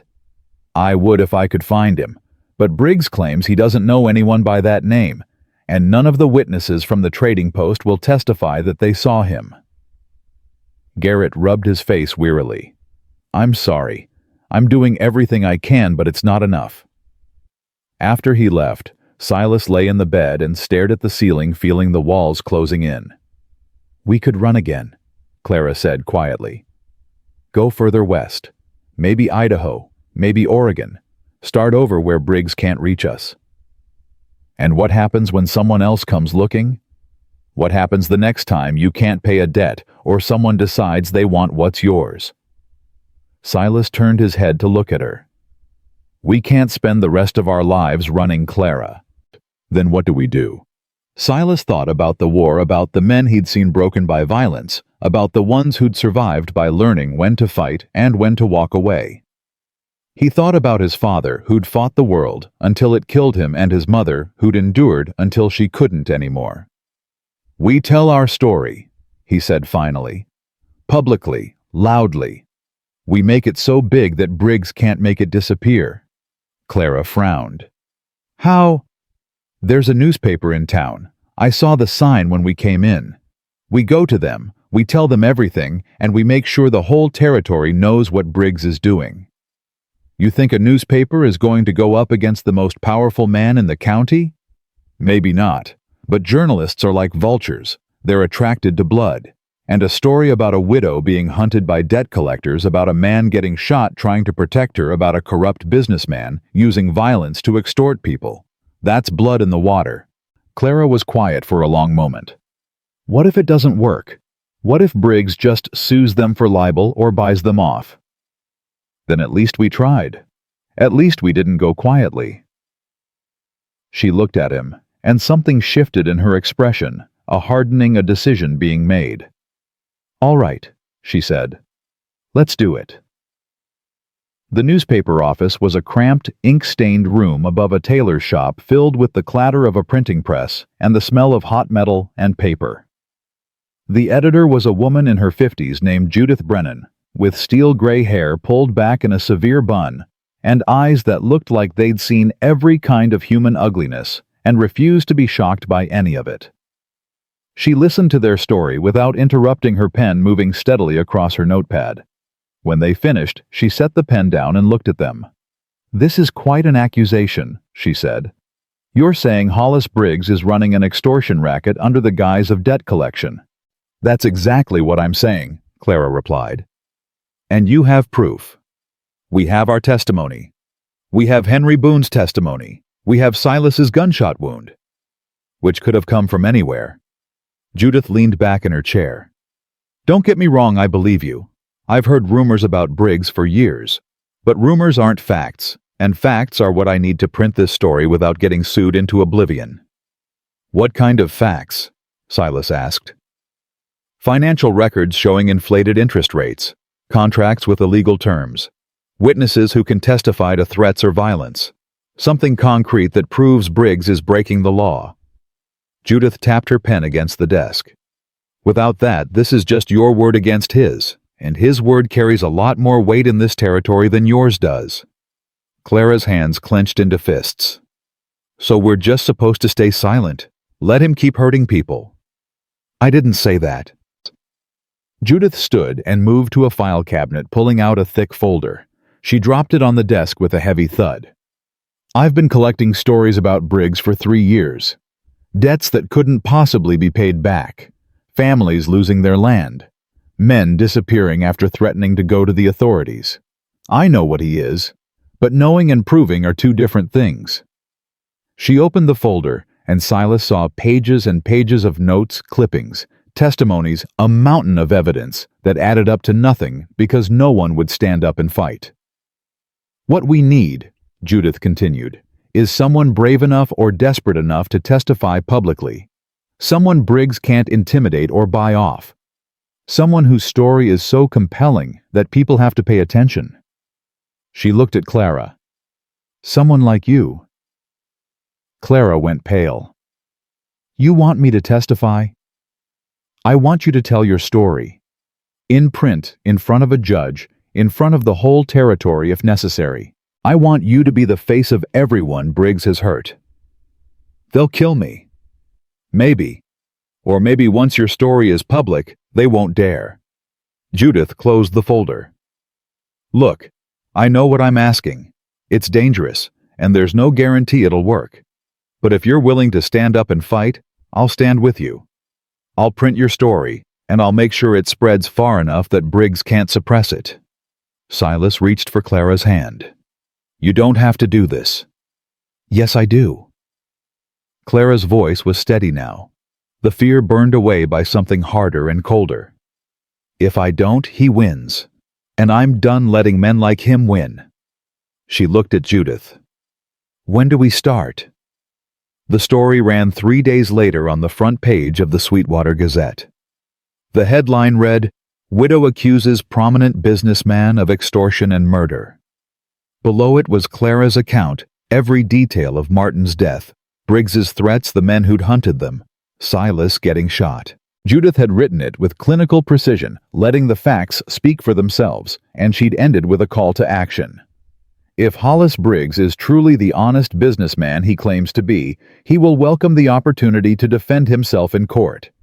If he is not, the people of this territory deserve to know. The response was immediate and explosive. By noon, half the town had read the story. By evening, copies were being carried to neighboring settlements by travelers and mail riders.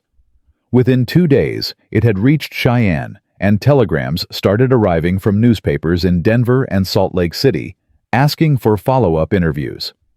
Marshal Garrett came to see them on the 3rd day, and his expression was grim. "You've stirred up a hornet's nest," he said.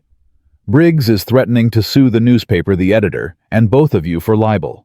His lawyers are already drafting papers." "Let him sue," Clara said. "At least it'll force him into a courtroom."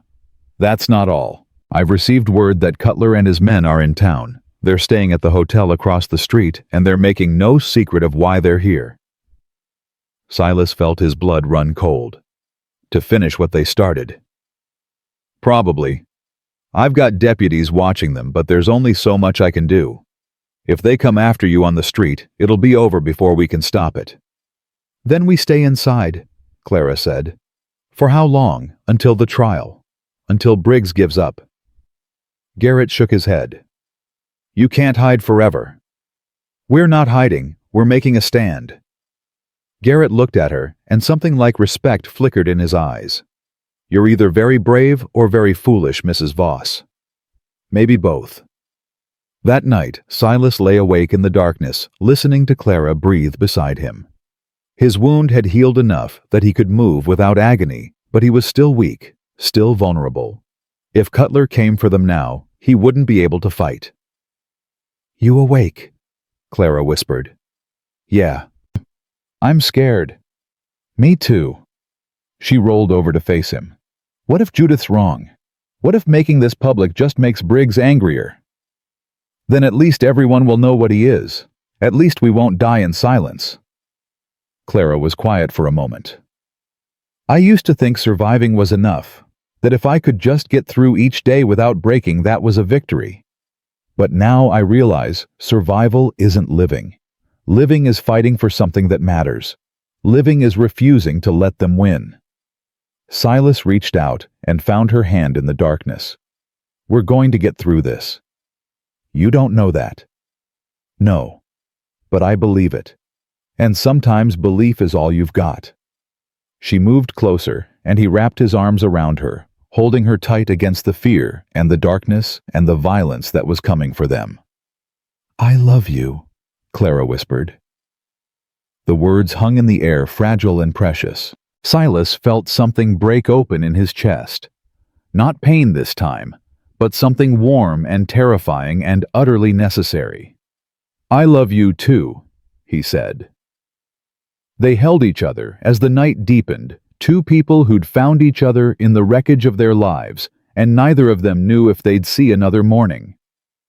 But for now, in this moment, they had each other, and that was everything. The next morning, Judith Brennan published a follow-up article. This one included testimonies from 3 other families who'd come forward after reading Clara's story, people who'd lost land to Briggs, who'd been threatened by his men, who'd watched their neighbors disappear after refusing to pay. The evidence was still circumstantial, still not enough for an arrest, but it was building. The territorial governor sent a telegram demanding an investigation. A federal judge announced he was coming to Sweetwater Crossing to hold a hearing. Suddenly, what had started as one widow's desperate attempt to survive had become something bigger, a referendum on whether men like Briggs could operate with impunity, or whether the law meant something even on the frontier. Briggs responded by offering a public statement, claiming the charges were baseless and motivated by Clara's desire to avoid paying her late husband's legitimate debt. His lawyers filed motions to dismiss, to delay, to discredit. But the momentum was building, and even Briggs couldn't stop it entirely. The hearing was scheduled for 2 weeks out to be held in the federal courthouse in Sweetwater Crossing. Marshal Garrett moved Silas and Clara to a safe house under guard, and Judith Brennan continued publishing articles that kept the story alive. On the 10th day, someone set fire to the newspaper office. It happened in the middle of the night when no one was there to stop it. By the time the fire brigade arrived, the building was fully engulfed, and all they could do was keep it from spreading to the neighboring structures. Judith stood in the street and watched her life's work burn, and when the sun came up, she walked straight to the safe house and knocked on the door. They think they can silence me with fire, she said, her face streaked with soot and tears. They're wrong. I've still got my notes. I've still got my story. And I will see this through to the end. Clara embraced her, and the 2 women stood there holding each other, while Silas watched and felt something he hadn't felt in years: hope. Not the fragile, desperate kind of hope that dies at the first setback, but the fierce, stubborn kind that refuses to be extinguished, no matter how hard the world tries. They were going to fight. They were going to win. Or they were going to die trying. And either way, they would do it together. The morning of the hearing dawned clear and cold. Silas dressed carefully, Clara helping him button his shirt over the still tender wound in his side. She wore the only good dress she had, left a simple gray wool that she'd mended 3 times, and her hair was pulled back in a severe bun that made her look older, harder ready for battle. "You ready?" Silas asked. "No, but I'm going anyway." They walked to the courthouse, flanked by deputies through streets lined with people who'd come from all over the territory to witness what would happen. Some of them called encouragement. Others jeered and shouted accusations. Most just watched in silence, waiting to see which way the wind would blow. Inside the courthouse, the air was thick with tension. On one side of the room sat Briggs with his 3 lawyers, all of them in expensive suits, all of them radiating confidence. On the other side sat Clara Silas Judith and a young lawyer named Thomas Whitmore, who'd volunteered to represent them pro bono. The federal judge, a stern elderly man named Aldrich, entered, and everyone stood. "Be seated," he said. "Let's get started." What followed was 4 hours of testimony, cross-examination, and legal maneuvering that left Silas's head spinning. Clara took the stand and told her story with quiet dignity, never wavering even when Briggs's lawyers tried to paint her as a liar and a cheat. Silas testified about being shot, about Cutler's threats, about everything they'd endured. Judith presented her evidence, the testimonies she'd collected, the financial records she'd pieced together, the pattern of intimidation and violence that stretched back years. And through it all, Briggs sat stone-faced and silent, his eyes fixed on Clara with an intensity that made Silas's skin crawl. When the testimony finally ended, Judge Aldrich called for a recess to review the evidence. They filed out of the courtroom and waited in a small anteroom, the minutes stretching into hours. Finally, the bailiff called them back inside. Judge Aldrich looked out over the courtroom, his expression grave. "This court finds sufficient evidence," he said, "to warrant a full criminal investigation into the business practices of Hollis Briggs. The charges of extortion, intimidation, and conspiracy to commit violence will be referred to the territorial prosecutor for further action. Mr. Briggs will remain free on bond pending trial, but his assets will be frozen and his business operations will be subject to federal oversight."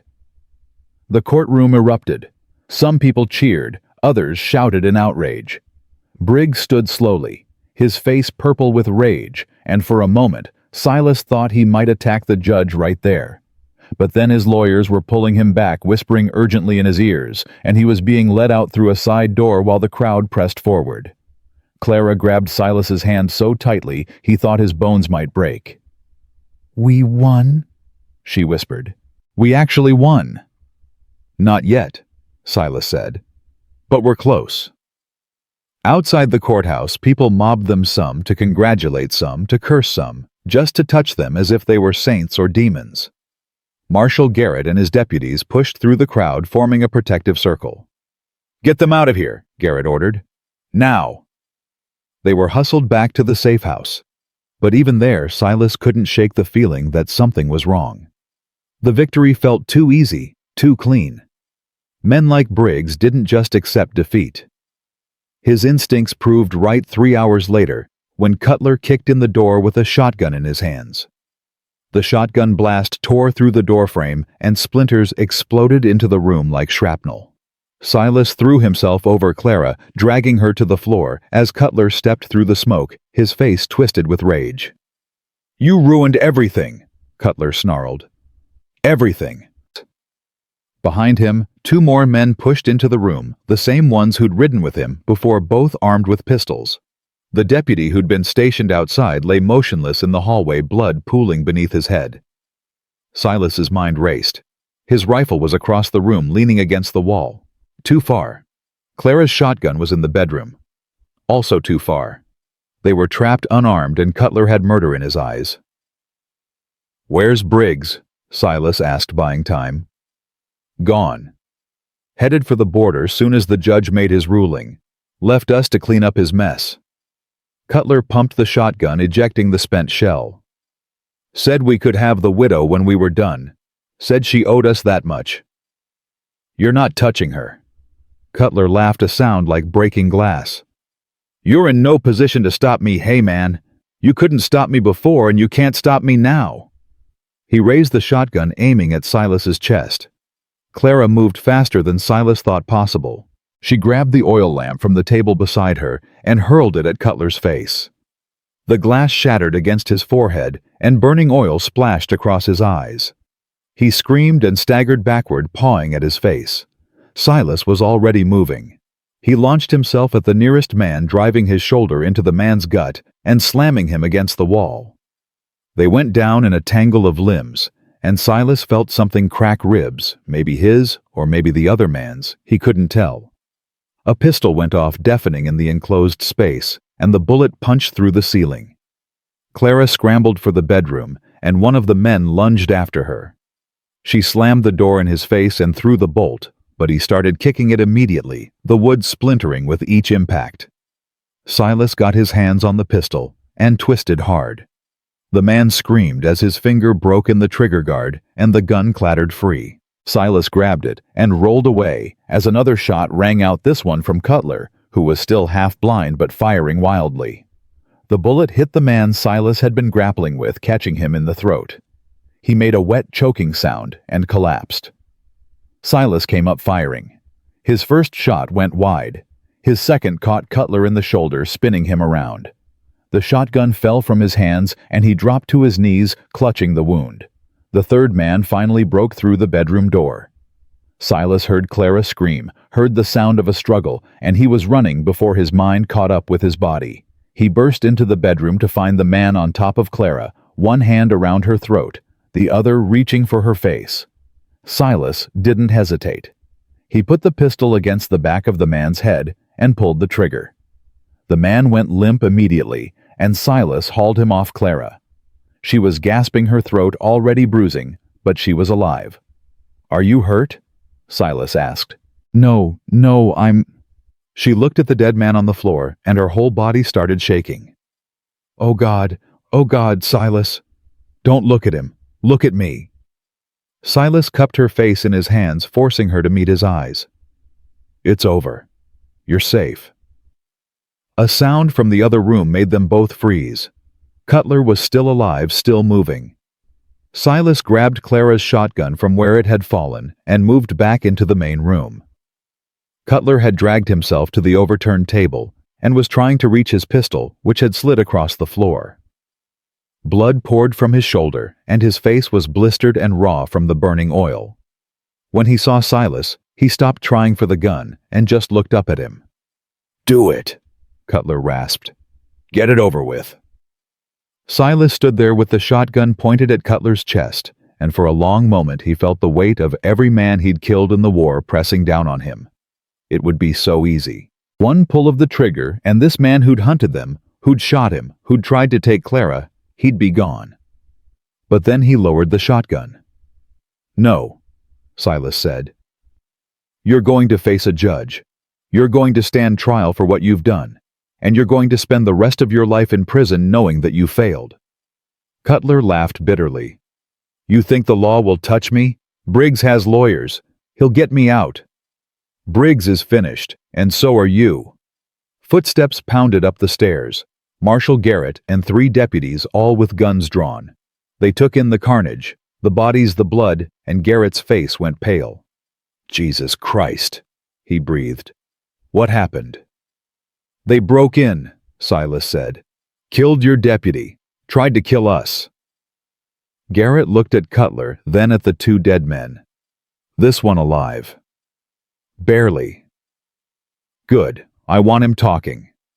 Garrett gestured to his deputies. "Get him to the doctor, then put him in a cell. If he dies before he testifies, I'll bring him back and kill him myself." The deputies hauled Cutler to his feet, and he screamed as the movement tore at his wound. They dragged him out, leaving a trail of blood behind them. Garrett turned to Silas and Clara. "Are you 2 all right?" "We're alive," Silas said. "That's not what I asked." Silas looked at Clara. She was sitting on the floor with her knees drawn up, staring at nothing. Her hands were still shaking, and there was blood on her dress, not hers, but it didn't matter.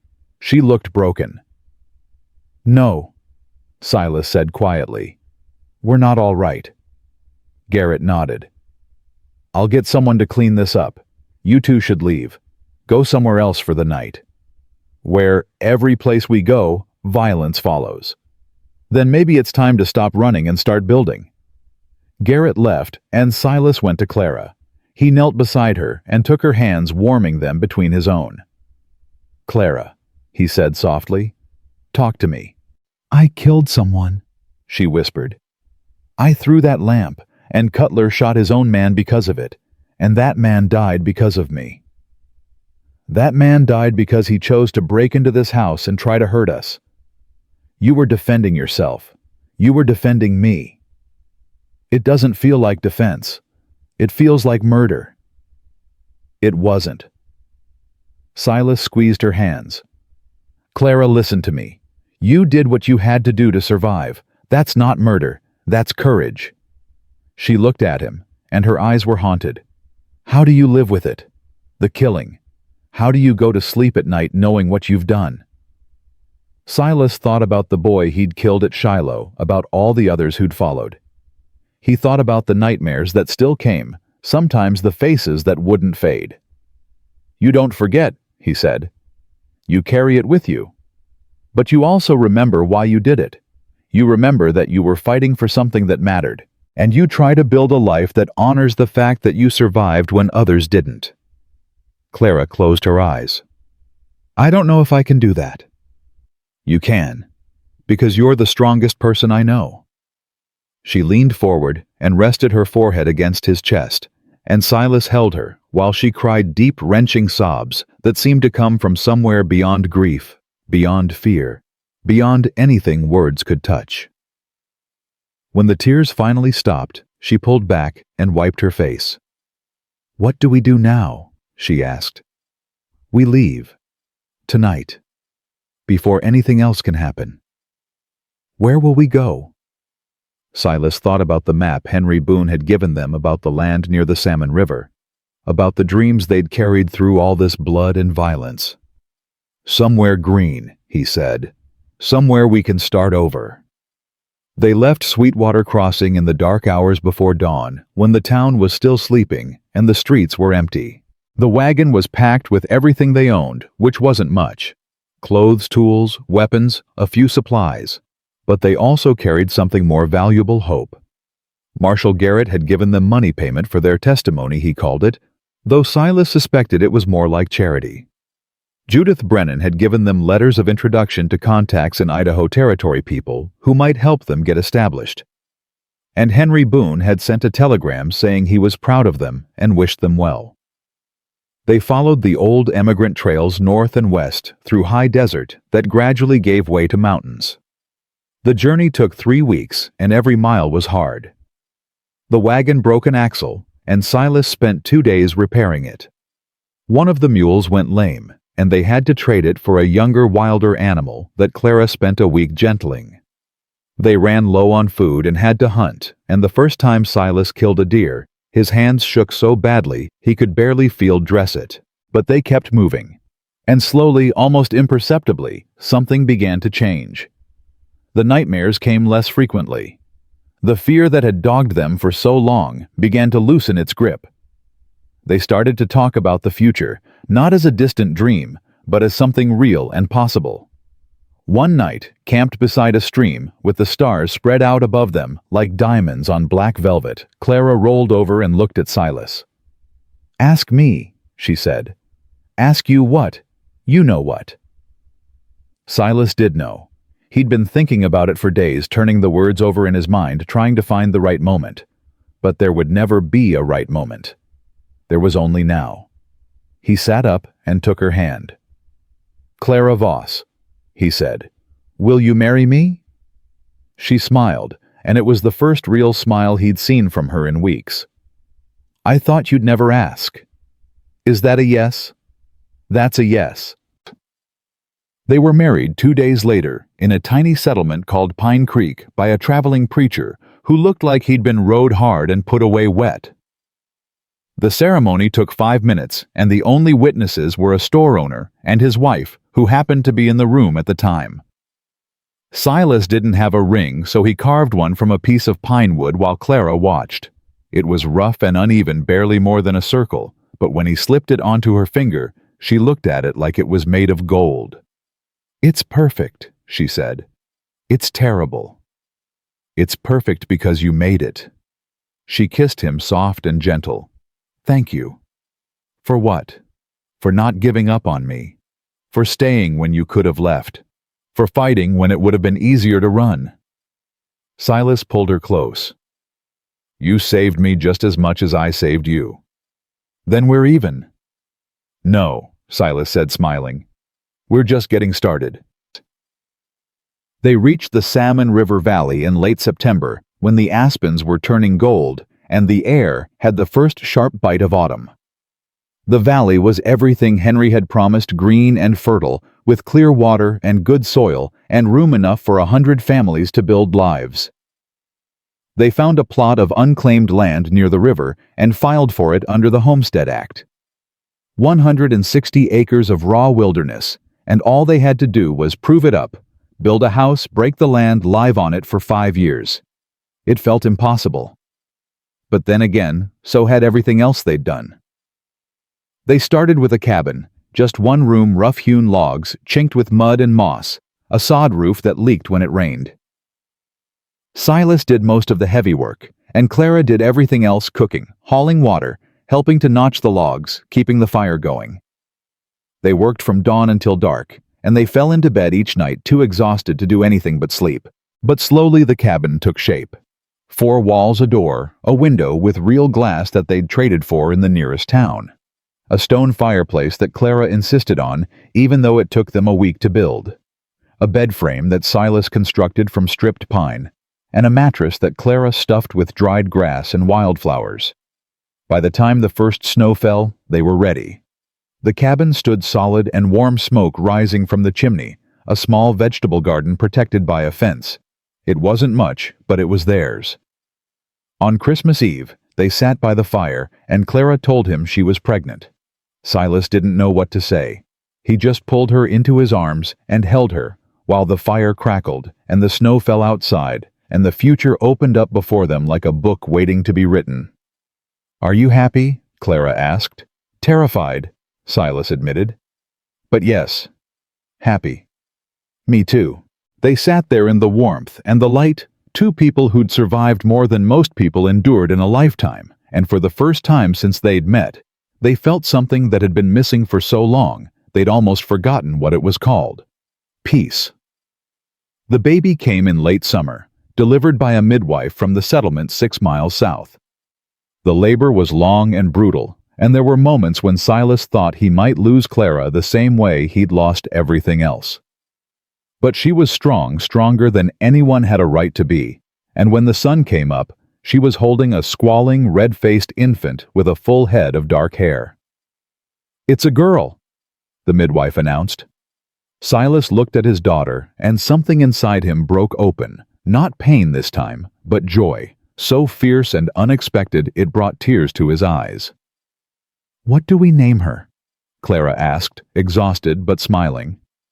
Silas thought about his mother, about Rachel, about all the women who'd shaped his life. But when he opened his mouth, a different name came out. "Hope," he said. "We'll call her Hope."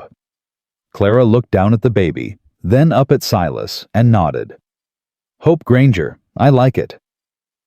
They raised their daughter in that cabin by the river. Silas worked the land planting wheat and vegetables, building fences and barns, slowly turning wilderness into a working farm. Clara tended the garden, and the animals made clothes and quilts, kept the cabin running like a ship in calm waters.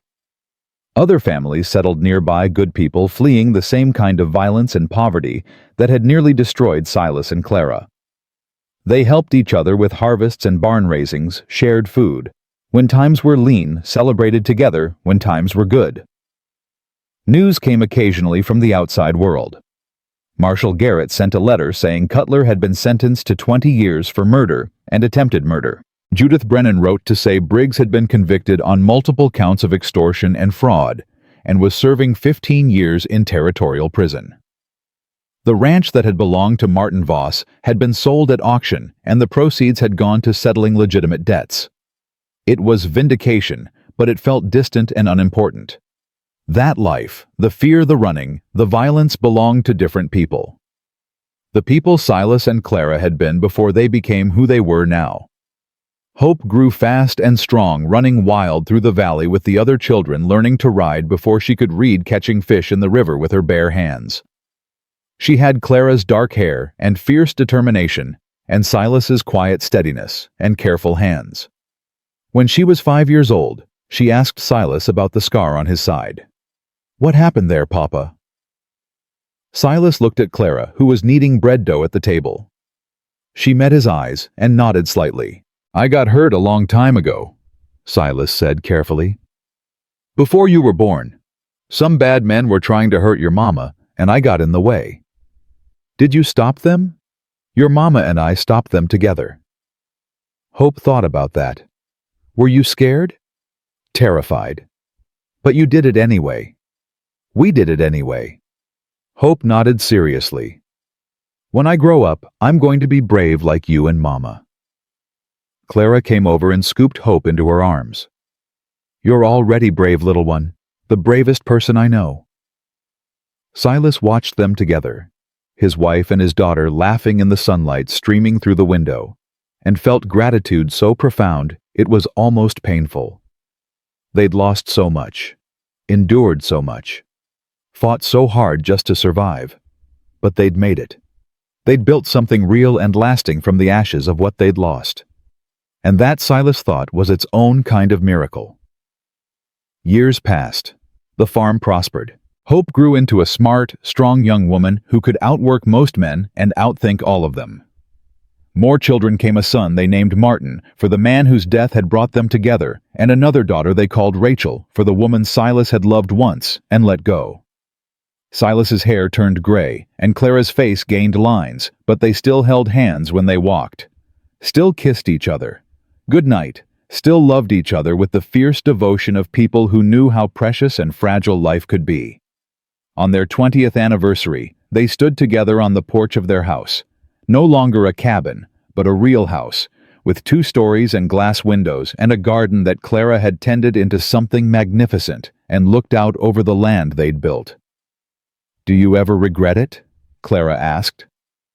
"Stopping that day at my ranch, getting involved." Silas thought about the man he'd been back then, lost, directionless, carrying ghosts he couldn't bury. He thought about the journey that had brought them here through blood and fire and pain. He thought about the life they'd built from nothing but stubborn hope and love. "Not for a second," he said. Clara leaned her head on his shoulder. "Me neither." They stood there as the sun set over the valley, painting the sky in shades of gold and rose and crimson. In the distance they could hear their children laughing, the sound of life continuing, of future unfolding. Silas looked down at the wooden ring still on Clara's finger, worn smooth by 20 years of work and love. He looked at his own hands, calloused and scarred and strong. He thought about the boy he'd been at Shiloh, about the man he'd become on the long road, about the person he'd found himself to be when he finally stopped running and started fighting for something that mattered. And he realized that sometimes the stories that begin with the most pain end with the most grace. That sometimes you have to lose everything before you can build something worth keeping. That love isn't something that happens to you. It's something you choose every single day, even when it's hard, even when it hurts, even when the world is burning down around you. Especially then. Clara squeezed his hand, and Silas squeezed back, and together they watched the sun sink below the mountains, knowing that tomorrow they'd wake up and do it all again. The work, the love, the choosing, because that's what building a life meant. Not running from the wolves, but standing together and howling back.